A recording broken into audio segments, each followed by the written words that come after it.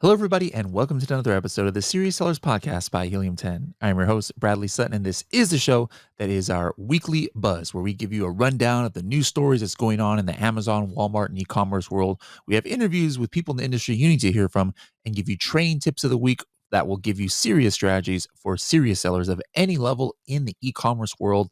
Let's see what's buzzing this week. We've got a few news articles about maybe, the first entry into the kind of metaverse potentially for Amazon. We've got a news story about Amazon offering some rebates to buyers who go and pick up their products, and a new way to even advertise on podcast ads.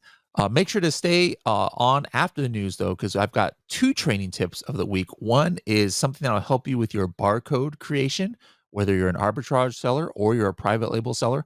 And another thing that allows you to do historical keyword research that I think is super important for our elite members to be able to use and others as well.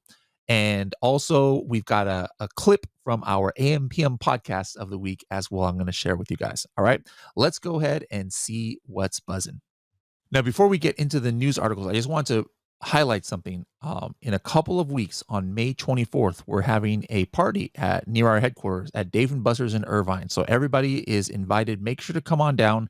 Those of you who live around Southern California who want to come hang out, go to h10.me/Irvine, IRVINE.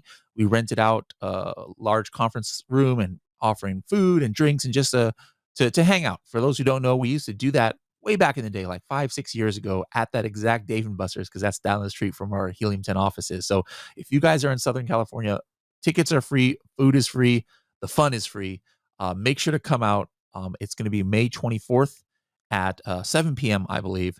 So just go to h10.me/Irvine if you would like to have tickets. All right, let's go ahead and hop right into the news. Now, the first article I wanted to bring out today is actually from Amazon itself, but there's a lot of news outlets talking about this, but it's from a new thing called Amazon Anywhere. All right, Amazon Anywhere. It says you can now buy physical products in games and apps with Amazon Anywhere. It says this new offering enables immersive shopping experiences for video games, virtual worlds, and mobile apps, starting with a new augmented reality adventure pet game, Peridot. I'm not sure how to pronounce that. But anyways, Amazon says here in this press release, whether you're playing video games or using your favorite mobile app, Amazon is extending the fun within virtual worlds and interactive digital environments with a new immersive shopping experience. So like you'll be in this game, right? Or other games or virtual worlds, and then you'll be like actually able to purchase products like swag from the manufacturers, or the authors of different games or different worlds. And so it's a great way for these people to kind of promote their own merch. But then I could see a world where third party sellers link with certain games and say, hey, can I put my coffin shelf in your spooky game, so that people can buy, for example. So something very interesting. If you guys want more information, make sure to check the links in the YouTube video for the links to the article, and you can see if you're a developer or creator on how to get into that program. Now, the next article here is just a simple one from Amazon itself, and Seller Central. You might have seen it this week, where there's new listing attributes that are going to be required starting in June 6th. So you've got a little bit less than a month for these. But if you're going to make a new listing, you have got to have color name, like if you're selling backpack, underpants, and some other random things like costume outfit. You've got to have size name in some, and then product description. I don't understand this one. I mean, product description has always been a required attribute as far as I know, unless this is something different. But if you guys want a full list of the new attributes and which kinds of products are going to require that, make sure to check out your Seller Central dashboard for that. Next article is from Reuters, and it's entitled Amazon Plans More Warehouses and Higher Headcount in Europe. All right. So this is interesting that, you've heard of Amazon maybe in the US, dialing back. There's, been maybe some warehouse closing and layoffs and things like that. But it sounds like, full speed ahead in Amazon Europe. An executive said this Tuesday that they plan to open new warehouses and hire more people. Now, Amazon has invested $156 billion in Europe since 2010. and they are trying to increase from their current 70 fulfillment centers in Europe. So, are you selling an Amazon Europe yet? I think not. I think. I mean, this article says that they're definitely looking to expand their footprint to give customers in Europe a little bit faster delivery and a better experience overall. Also, good news for those who sell in Europe.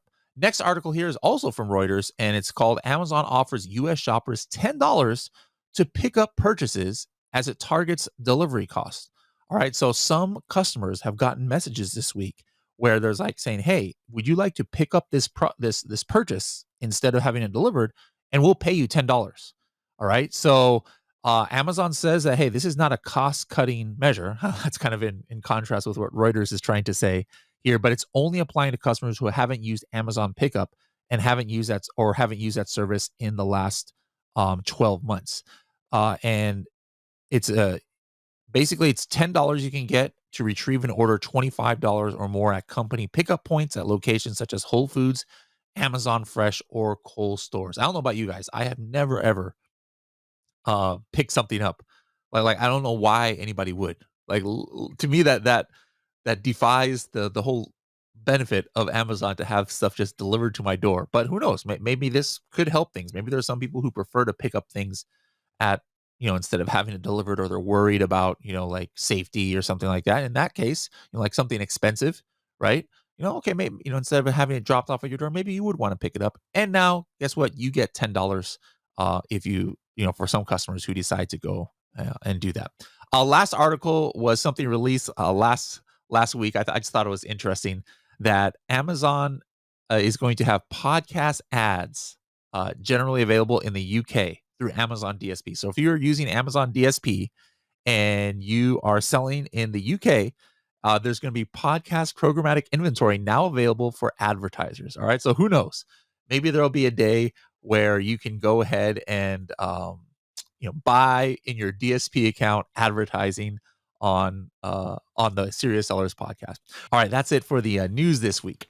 Now, I have a couple cool training tips I want to share with you about that. I think that'll help you, especially as we go into Prime Day this year, or some different holidays, or if you're trying to do some competitor research. And one of these is in Cerebro and mainly for elite members. But just to you elite members, I know a lot of you guys watch this show. I really want you to understand the power that's in your hands here, and then something for you others to strive to look forward to when this feature could be released, or when you guys become elite members. And like, let's say that I'm actually looking at my top competitor for Coffin Shelf. All right, this is one guy who's always had a low price. I'm not trying to catch his price, but he's been like number one in the game for the last year for this Coffin Shelf, right? And so maybe I'm looking at his BSR chart, right? And I can see where he's gone out of stock. This is a training tip in itself. Look at their BSR chart. You can see exactly when they go out of stock, how often they're out of stock, and maybe when they had sales increases. For those who don't know how to read BSR charts, if you see a dip in the sales chart or in the BSR chart, you can correlate that to an increase in sales. All right, so like you could see one here around Prime Day last year. But if you look for a consistent month where they were just crushing it, so much so that they went out of stock, it was in the month of December. All right. So if you see this, what I would do is I would run Cerebro on my listing or on their listing, and I would first run it in the month before their sales increase. So in this case, November. All right. So I ran Cerebro for November for their account, and then I hit show historical trend. And what this is doing is it's showing me all of their month by month organic and sponsored strategy. And right off the bat, I can see they were just like kind of doing ads like crazy in November and December of last year. Now, November, as you can see, it didn't really pay off for them, right? They didn't have that high of sales. So what I can do is I can actually click on this month, which is November of last year, and I want to see what were their keyword ranks on average for that month. And that's what's showing here. So it's like, hey, what is Cerebro as of November of last year? Because that was the month right before their sales increase. All right. Where are they on page one? And then I do the same thing for now December, which is the month that they had increased sales, because I'm like, hey, can I correlate an increase in like keyword rank, or they started ranking on something that they weren't in November, and then that probably would explain some of the increase in sales, right? So, like for example, I could see this room, I believe, this keyword, goth wall decor, in December, they were ranking in the top 5. But if you look on their November, they were not even ranked for goth wall decor. So you could clearly say that, hey, they must, some of their keyword, not everything, some of their keyword sales increase could definitely be attributed to this keyword goth wall decor. And so now if this is my product, I'm like, hey, maybe I didn't know about this keyword myself, or I wasn't really paying attention to it in PPC, or it's not important. Let me go ahead and test something out where I'm showing up at top of search for this keyword, because it resulted, just by my competitor getting at the top of the search results for this keyword, it resulted in getting them more sales. So why couldn't they get more sales from me? So this is the kind of thing that you can do when you're doing historical Cerebro analysis. Obviously, there's way more applications that you can do. You can look at sponsored ranks and the history of search volume and things like that. But I highly, highly recommend, when you're looking at your competitors, use the historical Cerebro feature, you elite members, so that you can kind of see what's going on. Also on the flip side, I talked about a sales increase. You want to look at sales decreases of your competitors, right? Like the next month their sales tanked.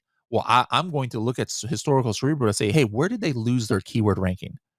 In order to see, hey, I got to make sure I don't lose my keyword ranking for this keyword, all right?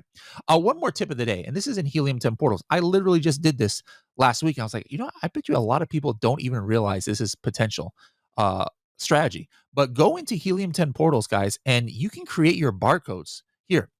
So this is for sellers who maybe, like maybe you're an arbitrage seller, you print your own barcodes to send things to FBA. Well, instead of just trying to make, you print the Amazon FBA ones that are ugly, you can actually go in here and print whatever you want onto the barcode. So you can put other words and things. Now, I was doing a new, I forgot, it might have been a coffin shelf order or something, and I didn't want just the Amazon barcode. And I didn't want to like take the time to go design some fancy sticker. Like, totally should do that. So within 5 minutes, I was able to create my own custom barcode, and I sent it as a PDF file to my supplier, and they're going to put it on my box. So if here's an example. This is not one that I actually did. This is just a sample of one that you guys are seeing here. But the way you do it is you just import your product from Seller Central and import your FN SKU number, those ones that start with an X, and it'll put the barcode right in here. You put what you want as the name of the product name on there. You don't have to, you guys know the ones that Amazon prints, it's like completely truncated and cut off in random places. You can print exactly what you want in there. You can even put your Made in China sticker on there, so you don't have to have a separate Made in China sticker. You pick what size of barcode you want it to be. I like doing this 5 by 3 inch one. And then we have different templates that you could use in order to go ahead and print out, like a nice graphical one. And then I could upload my own logos and color schemes and things. And now I've got this file that I just made in like less than 5 minutes, download it, send it off to my factory, and tell them, hey, print this on the box instead of putting one of those boring Amazon FBA stickers, right? So this is something you guys who have Helium 10, you've got access to this barcode labels inside of Helium 10 portals. All right, you guys notice I'm wearing an AM PM podcast shirt. The next clip is actually from the AM PM podcast that's coming out tomorrow. This is actually part of the edits to it. Like, so this is not even going to be in tomorrow's episode, but tomorrow's episode is cool because it has Paul Raffleson, who was one of the reasons that we all don't have to collect sales tax anymore. There's things that were going on that were crazy, where Amazon was or different states were requiring Amazon sellers to collect taxes in every single state. Imagine what kind of a nightmare that would be. Paul was one of the ones who fought to change that. And now we don't have to worry about that. So here's a clip about talking about something about what the current status of kind of like the aggregator world today. So Kevin and Paul, take it away.